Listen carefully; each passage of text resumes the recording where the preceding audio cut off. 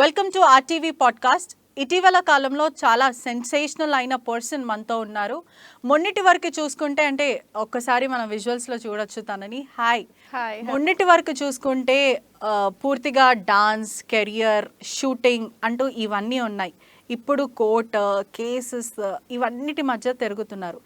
Before that నేను మిమ్మల్ని mask వేసుకోమని చెప్పాను, ఎందుకంటే మీకు తెలుసు what we are talking about. So ఇప్పుడు ఎందుకు మాస్క్ ఎందుకు వేసుకోవట్లేదు? This is a POCSO case, judiciary పరిధిలో ఉంది. అలా ఐడెంటిటీని రివీల్ చేయకూడదు, పేరుని కూడా రివీల్ చేయొద్దు.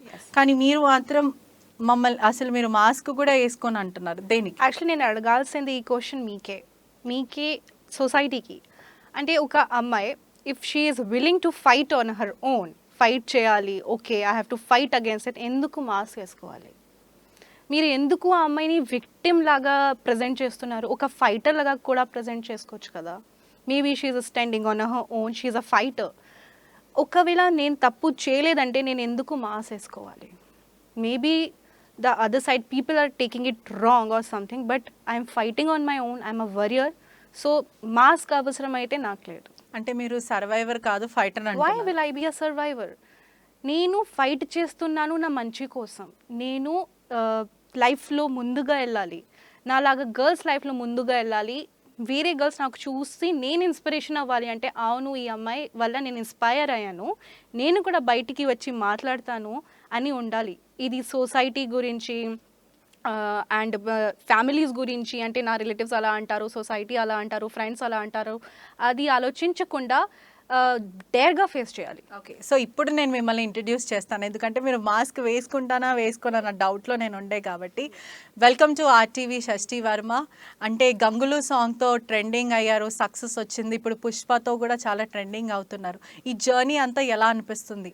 Journey was literally very beautiful for me. As చిన్న ఏజ్లో means I was two young when I started doing as a choreographer, and getting a opportunity in such a pan India movie such like a Pushpa was అందరికీ ఒక dream లాగా ఉంటుంది. But because of my hard work and the things I have put it in the choreography, whether it's emotionally or anything, the art and everything which are, అంటే అందరు that's a pan India movie కదా, so అందరు చూస్తారు. So that was a very beautiful feeling for me to be a small part of this project and work for that. సో ఒక వర్డ్లో చెప్పాలంటే అద్భుతం ఫీలింగ్ ఉంది అది, అంతే.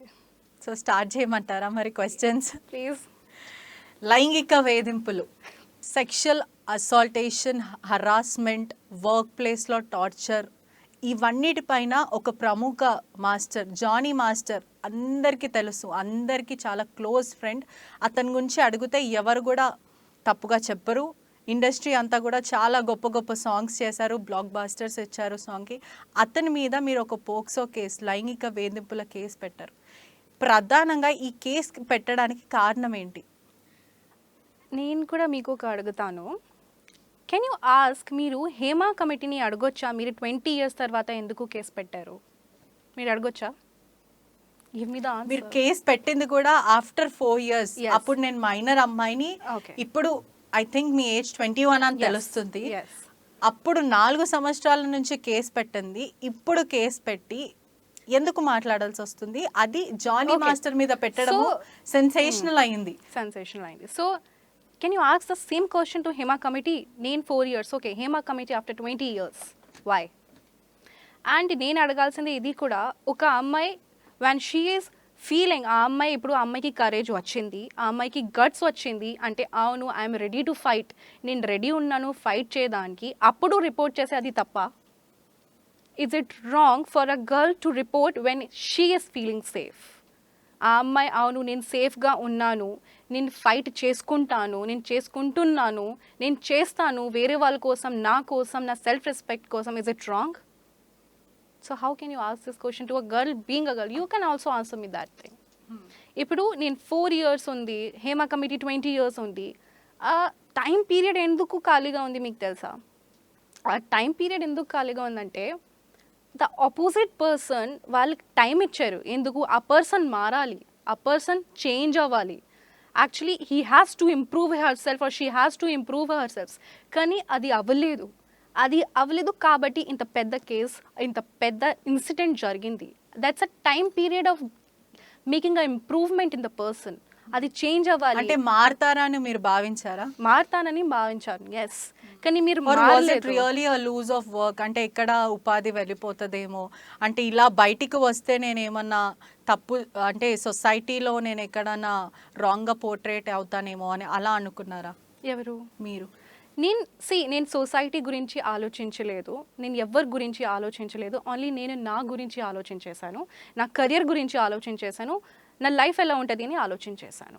సో అవన్నీ ఆలోచించేసిన తర్వాత, ఒక టైం ఇచ్చిన తర్వాత, ఓకే ఇది చేంజ్ అవుతుంది, maybe we can go ahead with the wonderful things in the life.